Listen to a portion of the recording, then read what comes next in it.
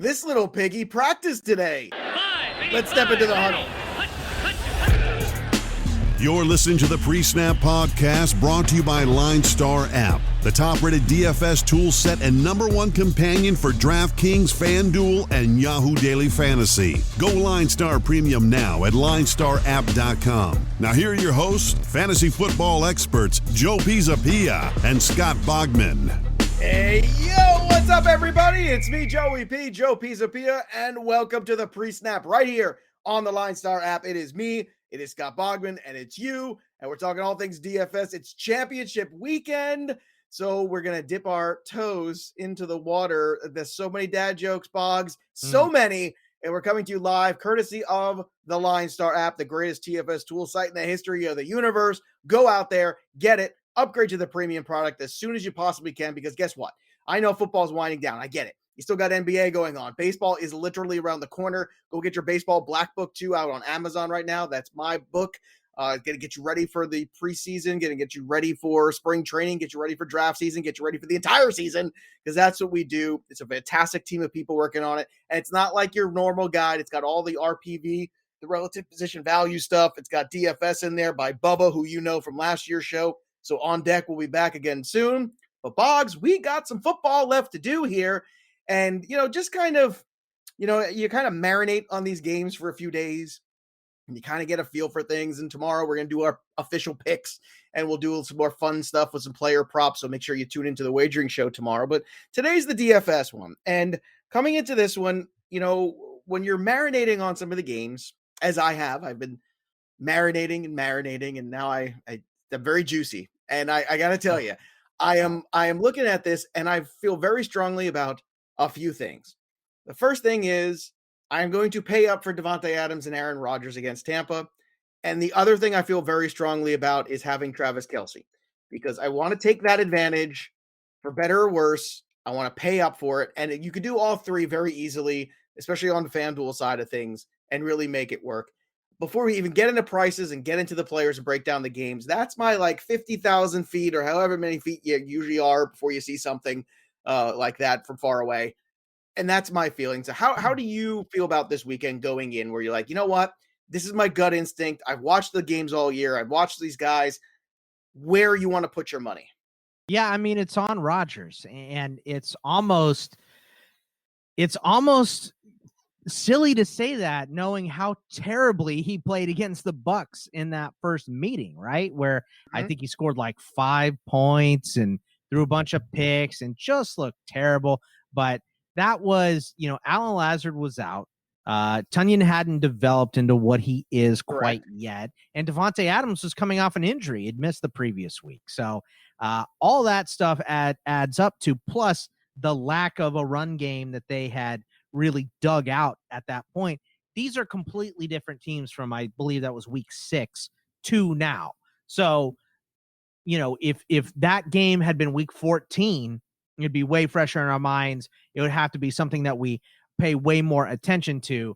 But I think today, moving forward, I think Green Bay has got to be odds-on favorite at this point, especially with Patrick Mahomes and this toe injury. I think that's a big thing too, is, he has to get cleared through concussion protocol first to play. We all expect him to do that. We all expect him to get cleared by Friday, be in the game. So, as long as that happens, is one of those things, Boggs. It's very, here's my take on the turf toe. I don't want to buy him.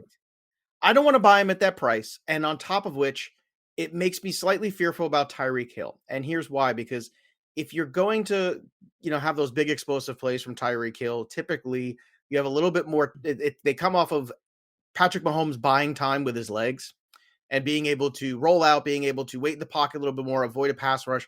And if that's going to be a problem, I think that prohibits Tyreek Hill a little bit. It makes me like Kelce more, which is why I continue to push the Kelce narrative. That's kind of where I'm coming from. Does that make sense to you? Or am I giving too much analysis here and overthinking it? I'm trying to keep it simple. You're overthinking it a touch, because look, if Patrick Mahomes can't play, they're still going to draw up plays to get the ball into Tyreek Hill's hands. He's going to get it on reverses. He's going to get it on screens.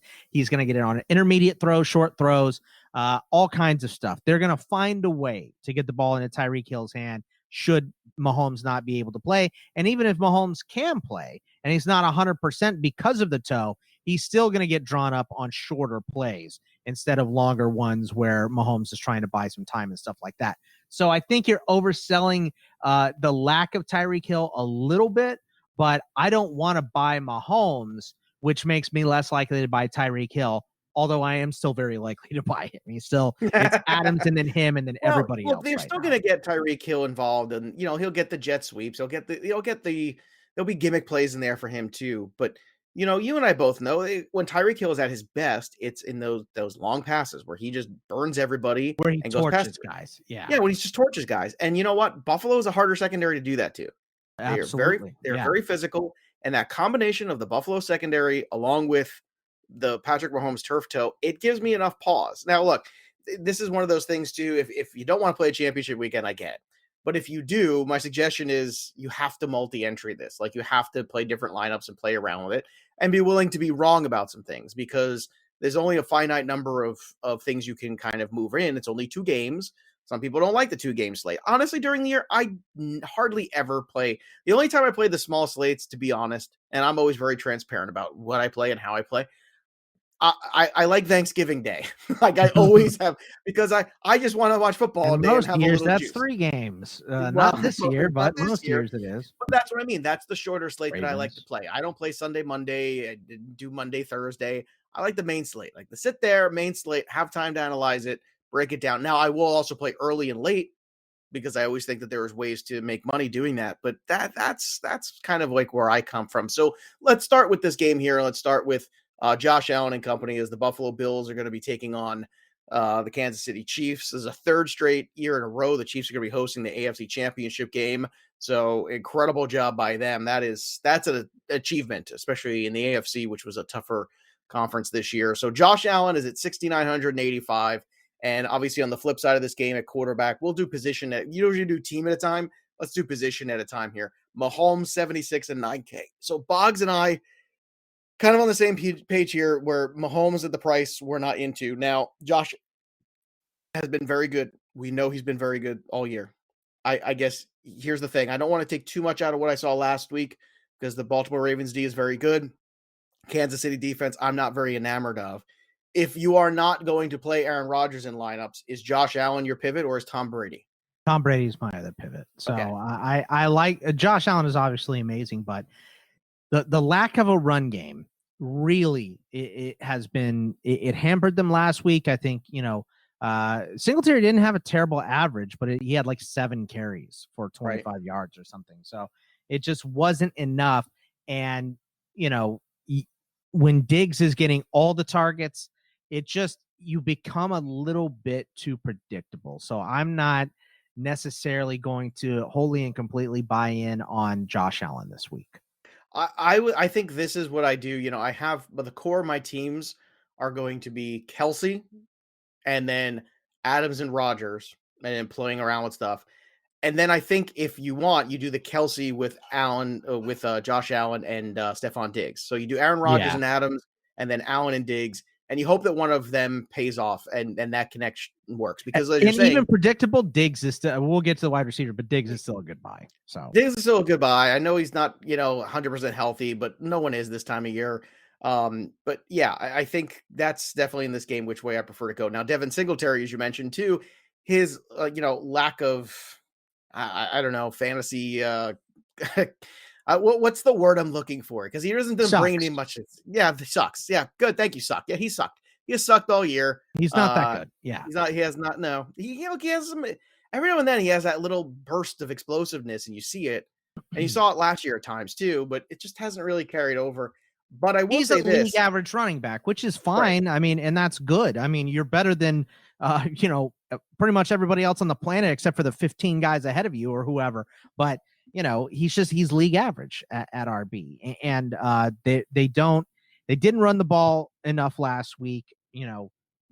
I would say that I expect the Bills to be down in this game, but I don't know if I expect that. I think this is going to be a closer game with Mahomes not quite at 100%. If he does play. So I think this is going to be a little bit tighter. So Singletary is nice at his price. but I don't love him. Well, I'll tell you what. See, right on the flip side, Darrell Williams is the one I've got my eye on because at Yeah. 6K and 48, this is another guy that I think now just it plays into the narrative of what I'm trying to build here of what the Chiefs offense is going to be this week potentially. Secondary is very good, and we already saw too, a couple weeks ago when the secondary played well against Indianapolis, the only thing left was the tight end, and Jack Doyle had himself a hell of a day. And last time I checked, Travis Kelce's way better than Jack Doyle, but Darrell Williams at 6K and 4,800 I think is a very good buy. And he is part of that whole plan to pay up for a quarterback, pay up for Kelce, pay up for a wide receiver.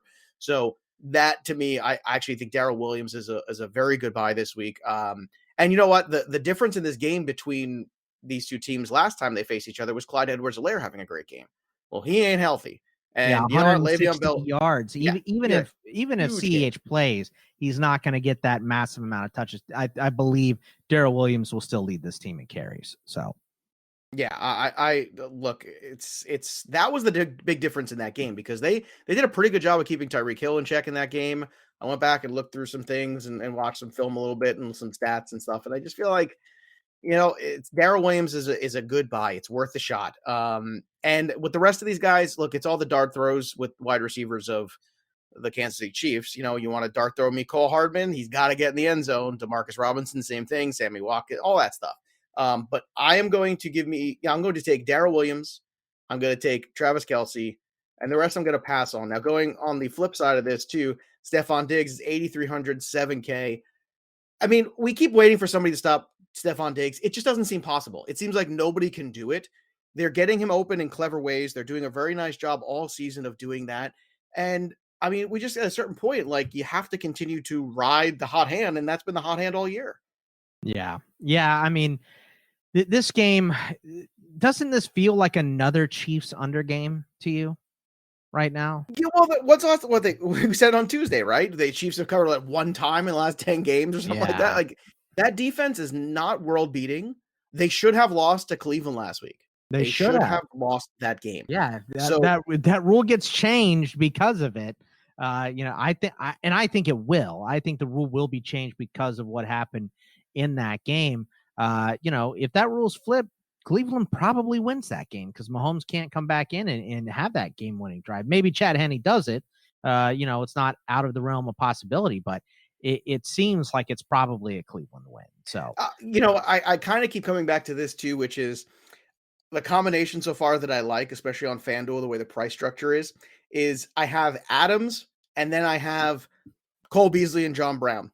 Or I flip it around and I have Stephon Diggs and I have Lazard and MVS. Like you're kind of taking your shots there with the high-low on the team. So you're kind of covering your touchdown bases. Now, look, if Diggs and Adams become the two guys, well, so be it. But that's really hard to make work.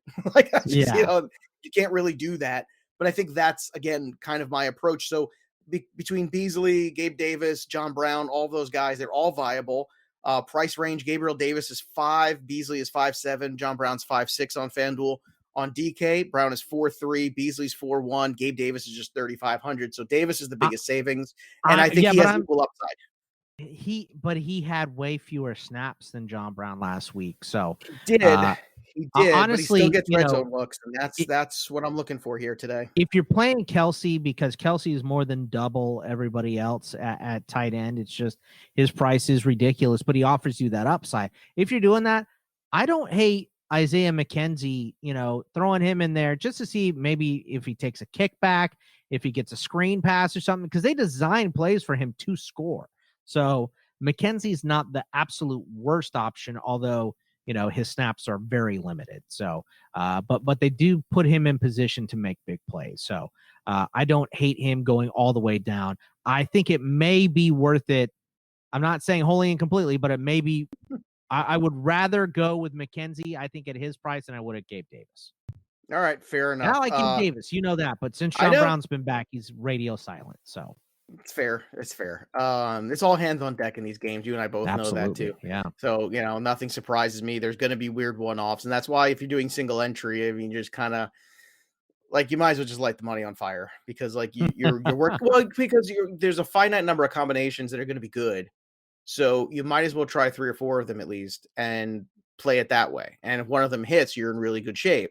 because it is sink or swim in these. If you have that right, I'll give you for instance, like last week, if you had Traquan Smith in the Sunday only, you won money. Yeah. Period. End of story. If Gabe Davis is that guy, you're going to win money. That's just how it's going to work out. Last but not least, the Bills defense, 28 and 34, respectively, price-wise on the major sites. Kansas City Chiefs, 31 and 41. I'm not touching the Chiefs defense. I'm sorry. I'm just not doing it. I get the contrarianness about it, but the Bills defense, I still got some love for. I know it's Patrick Listen, if Mahomes doesn't pass protocol, the Bills are an auto buy. They are, but I'm going to assume he does, and I'm going to assume Mahomes is in, and assuming he is in, I still think it's a decent buy because I need some savings somewhere, and that's it. I don't love the Packers defense as a fantasy defense, Yeah, I did take him in my FanDuel lineup, so because they're the cheapest. So, and I have Kelsey in my lineup, so it makes a lot of sense. All right, let's move on to the next one here. Tampa Bay and Green Bay, the Battle of the Bays. Aaron Rodgers, 6,500, 8,700. Tommy Brady, the GOAT, 6,100, 7,800. So, look, I was the guy last week telling you that Tom Brady was going to go and win that game. He did. That's in the past. I don't think they're going to beat. Last time Aaron Rodgers lost in a playoff game at home was 2014 to the 49ers. That's a while ago. And I just don't feel like the Packers are going to lose this football game. And, it's not a disrespect of Tom Brady. It's not a disrespect of what the Bucs have done. It's just, I think that Green Bay is just locked in. And Tampa could have easily lost that game last week too. That was right for the taking. If New Orleans doesn't settle for threes in that first quarter, it's a very different conversation we're having. Well, yeah, and after the fact, we find out that Drew Brees needs rotator cuff surgery, so that's why it's been so painful to watch him over the last, probably year and a half since he's needed that surgery. I'm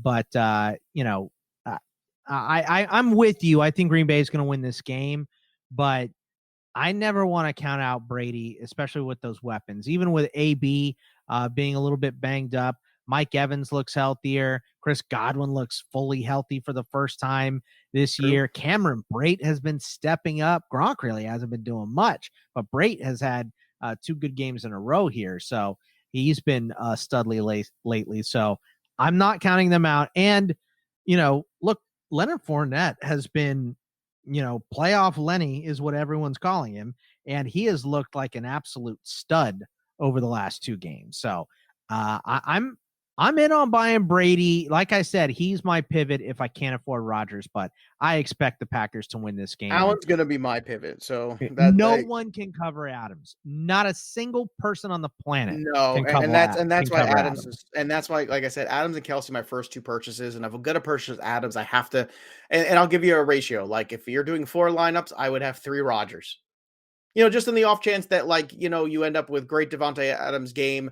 And then maybe, if there's 4 touchdowns in the game, maybe 2 of them are Aaron Jones, that kind of stuff. Or there's a Jones and a Lazard, or a Jones and a Tanyan or something like that, where it gets a little weird, maybe potentially, or maybe a Jamal Williams rushing touchdown or something like that. If you get like the Jones or Jamal Williams rushing touchdowns, plural, that can hurt Rodgers overall day. But I'm with you. Nobody can guard Devontae Adams right now. He's just unconscious.